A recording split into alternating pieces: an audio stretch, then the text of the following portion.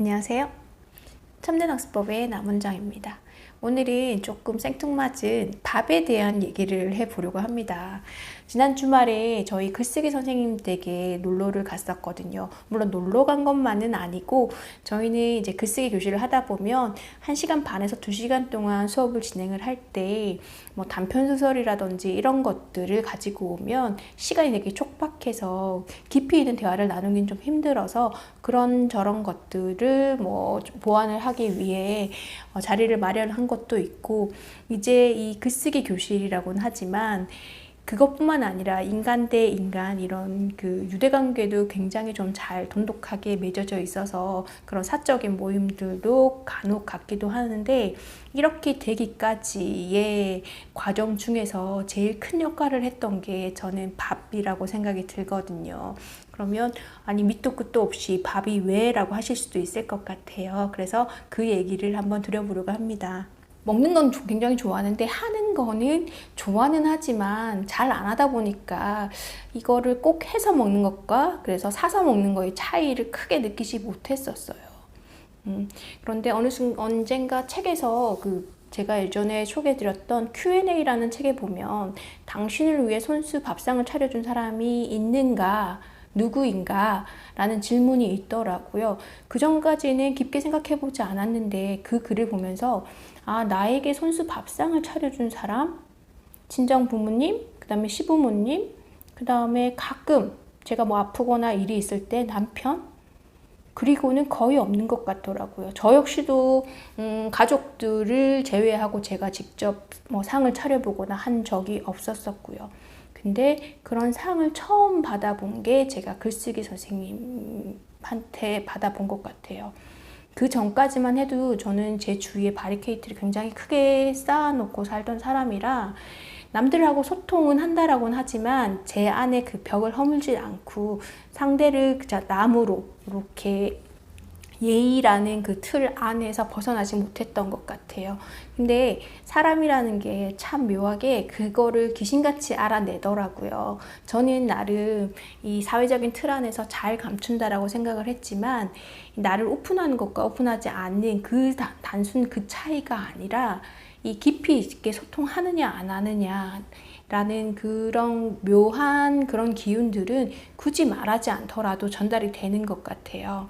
왜 애기들도 보면 말은 못하지만 자기를 진짜 좋아하는 사람과 그렇지 않은 사람을 본능적으로 구분을 해내듯이 성인들도 굳이 말로는 하진 않지만 이 사람이 나한테 다가왔을 때 진심으로 자기를 오픈해서 드러내서 다가오는지 아니면 어느 정도 선을 그어서 나이가 플러스 되는 것과 마이너스 되는 것을 이렇게 계산하면서 오는지 예민한 사람들만 느끼는 게 아니라 보통 사람들도 다 이런 걸 느끼게 되는 것 같더라고요.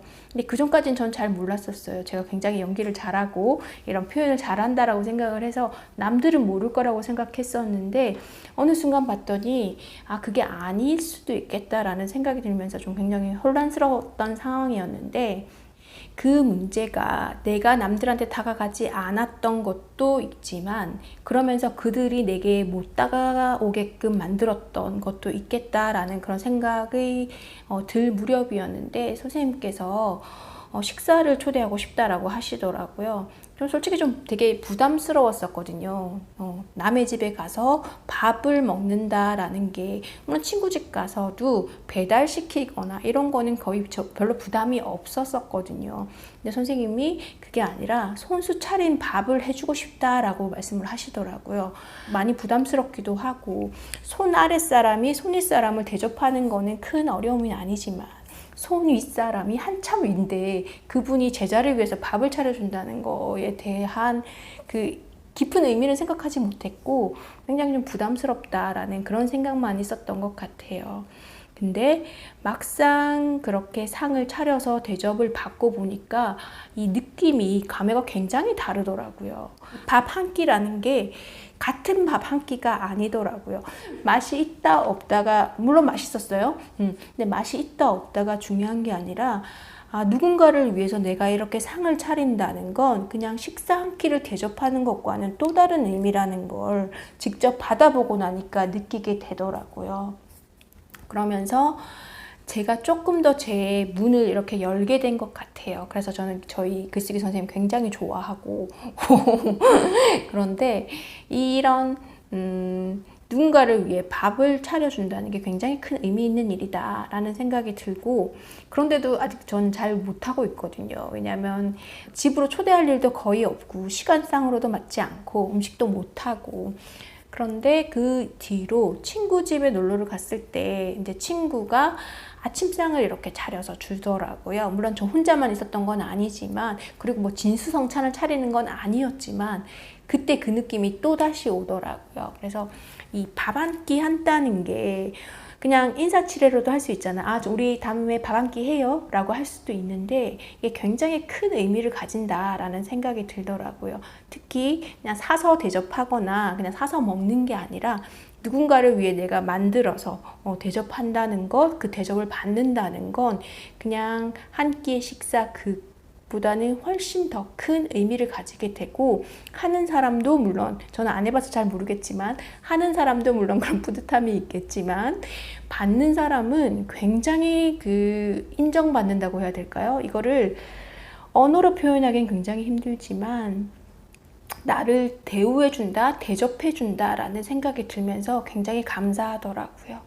그러면서 제 오늘 영상은 저희 글쓰기 선생님이 저한테 밥 해줬다는 이런 자랑도 좀 드리고 그러면서 평상시 아무렇지 않게 즐기는 그 밥 한 끼, 혹은 부모님이 해주시는 밥, 이런 것들을 그냥 한 끼 때우는 게 아니라 참 많은 것들이 담겨있는 한 끼다 라는 거를 좀 생각해 보시면 좋을 것 같아서 이번 영상을 준비했습니다. 네, 이 영상을 보시고 누군가가 이렇게 나를 위해 상을 차려줬을 때 굉장한 큰 의미가, 내가 생각하는 것보다 더 큰 의미가 있을 수 있다는 걸 생각을 하시면서 식사를 하고 난 뒤 감사한 마음을 꼭 전달해 주셨으면 좋겠습니다. 네, 오늘 제 영상은 여기까지고요. 다음에 다시 인사드리도록 하겠습니다. 시청해 주셔서 감사합니다.